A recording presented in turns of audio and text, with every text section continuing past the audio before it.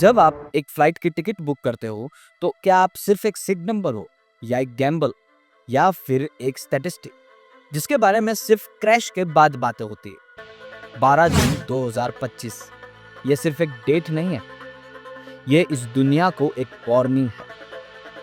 Air India flight का plane crash.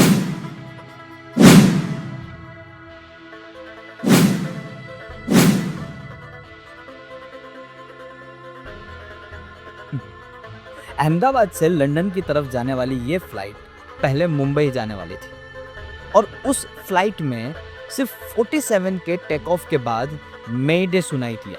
मे day एक emergency signal.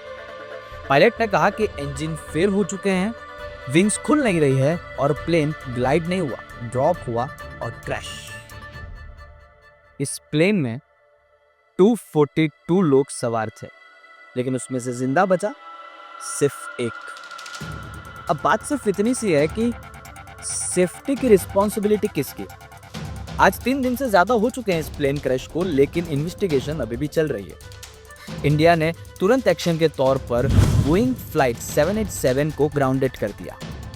उनके सेफ्टी चेक्स किए जा रहे हैं, लेकिन आफ्टर क्रैश क्यों? प्लेन क्रैश के नियम्स, सेफ्टी चेक्स सिर्फ एक चेकलिस्ट है या फिर एक इल्यूजन है? क्या ये? तो आज जानते हैं इसी के बारे में। पिछले 10 सालों में हुए ऐसे प्लेन क्रैशेस के बारे में मैं आज आपसे बात करूंगा, जिसके बारे में हमें सोचने की जरूरत है। 2015 में जर्मन विंग्स का एक प्लेन हवा में उड़ रहा था।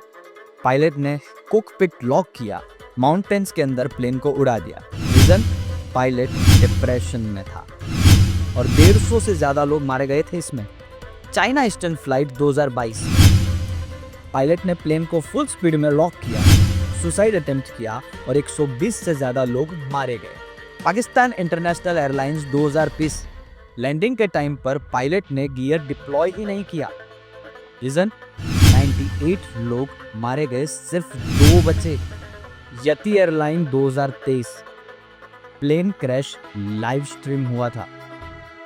Live stream.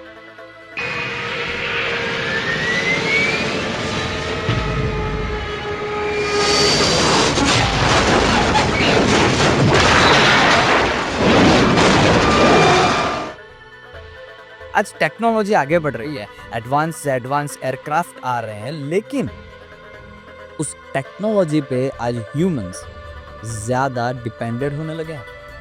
या फिर ऐसा हो रहा है कि पायलट्स बेदरकार हो रहे हैं, या फिर ऐसा हो रहा है कि टेक्नोलॉजी के फॉल्ट के हिसाब से पायलट पे ब्लेम हो रहे हैं। है क्या सच्चाई? आज हिंदुस्तान के 140 करोड़ लोगों से सिर्फ एक ही बात है कि सेफ्टी सिर्फ एक चेकलिस्ट नहीं है, सेफ्टी सिर्फ एक इल्यूजन नहीं है। आज के टाइम पे एयर फ्लाइट करना सेफ नहीं है, इसका रिस्पॉन्सिबल कौन हो? और ये सवाल हमें पूरे देश को, इस दुनिया से पूछना है, इस एयरक्राफ्ट कंपनी से पूछना है कि आप आपके फायदे के लिए और कितनी जानों को कुर्बान करेंगे। मैं श्याम कोटक वैसे तो कोई नहीं हूं कि आप लोगों को इन सब चीज़ों के बारे में बताएं, लेकिन आज लगा कि आज इस पे बात होना ज़रूरी है। टाटा ग्रुप्स ने कहा कि हम 1-1 करोड़ रुपए देंगे हर एक वो इंसान को जिन्होंने इस एयर क्रैश में अपनी जान गुमाई है।